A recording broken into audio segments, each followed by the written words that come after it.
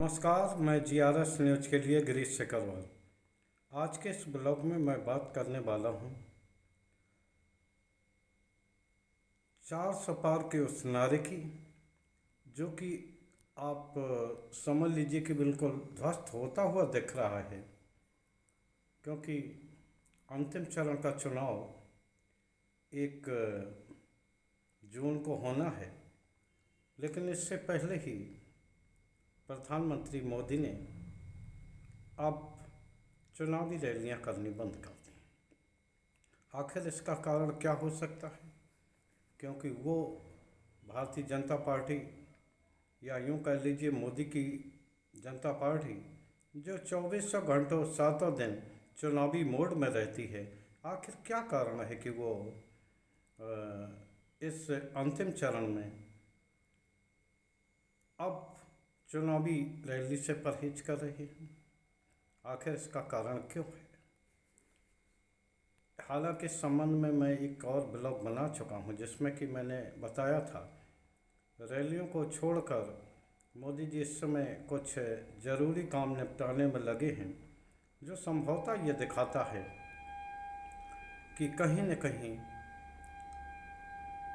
NDA की सरकार बनने की आड़ में अभी भी रोड़े पड़े दिखाई देते हैं। हालांकि सबसे बड़ी पार्टी, अगर यूँ कहीं जाए single largest party Bharatiya Janata party ही रहेगी, तो इसमें किसी को कोई आश्चर्य नहीं होना चाहिए।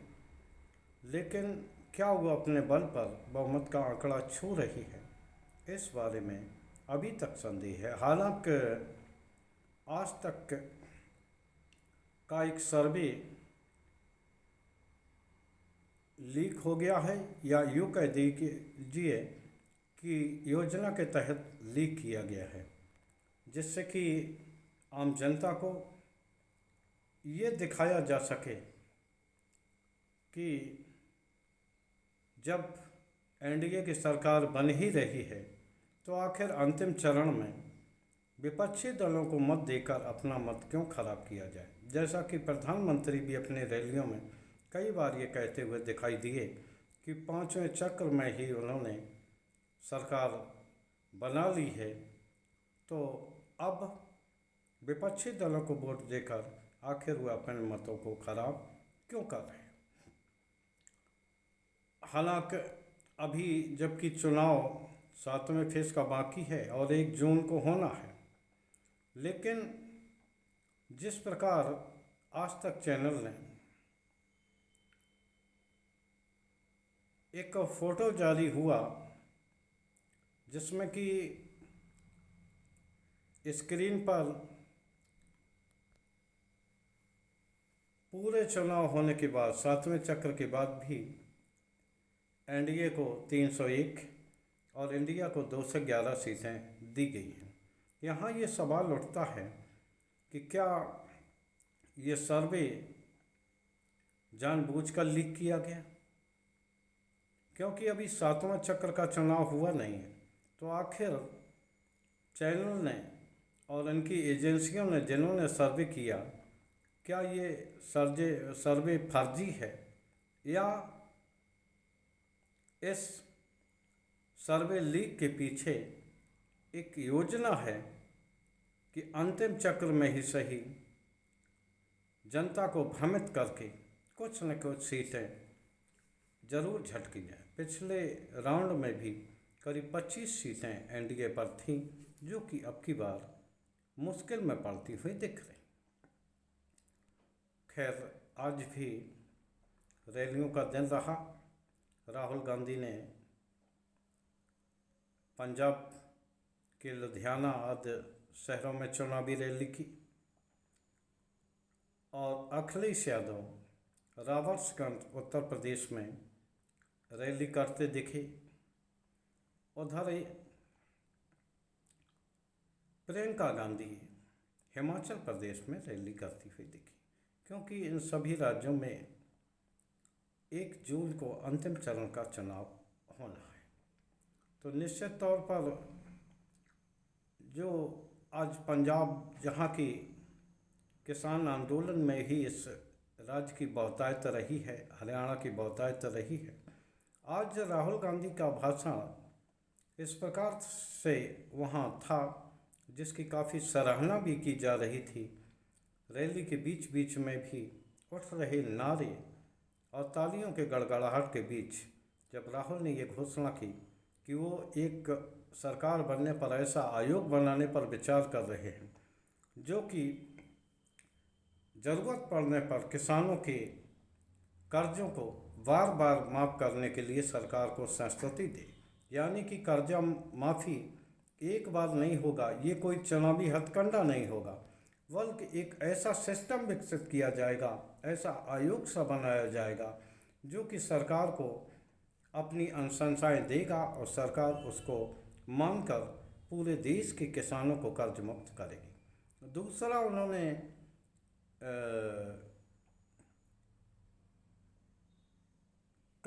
एमएसपी की कानूनी गारंटी के विषय में भी सवाल किया, क्योंकि आप सभी लोग जानते हैं कि पंजाब और हरियाणा ये ऐसे राज्य हैं जिनमें कि किसान और किसानी ही बहुतायत में होती है और किसान की योजनाहीन राज्यों में ज़्यादा महत्व रखती हैं। इसीलिए संभवतः राहुल गांधी ने वहाँ किसानी का जिक्र किया। उन्होंने ये बात भी दर्शाया कि एनडीए की मोदी सरकार ने अपने 10 साल के कार्यकाल दौरान 22 उद्योगपतियों के 16 लाख करोड़ रुपए माफ़ किए हैं। ये राशि इस प्रकार उन्होंने आम जनता के बीच में रखी कि अगर पूरे देश के किसानों के सभी तरह के कर्जों को माफ़ किया जाए तो 24 बार इस तरह के पूरे देश के कर्जे माफ़ किए जा सकते हैं। और उन्होंने एक बात और कही जो कि आपको मैं बताना ज़रूरी समझता हूँ कि जो फसल बीमा योजना है जिसको लेकर कई राज्यों ने अनिच्छा जाहिर की है, यहाँ तक कि प्रधानमंत्री का गृह राज्य गुजरात भी इस स्कीम से बाहर है। तो उन्होंने ये घोषणा की कि वो एक ऐसा सिस्टम विकसित करेंगे जिस पे किसानों की फसली नुकसान का सर्वे से लेकर भुगतान तक का समय 1 महीने के अंदर किया जा सके। उन्होंने कहा अभी तक होता ये है कि नुकसान होने के बाद जब किसान टोल फ्री नंबरों या कंपनी के फ़ोन नंबर पर संपर्क करना चाहता है तो उसका संपर्क नहीं होता और समय निकल जाता है, जिसकी आड़ लेकर किसानों को कुछ भी नहीं मिलता। तो वो सरकार में आने के बाद इस तरह का सिस्टम विकसित करेंगे जिससे कि उन्हें समय पर मुआवजा मिल सके और किसान और किसानी को कुछ राहत मिल सके। खैर, अब केवल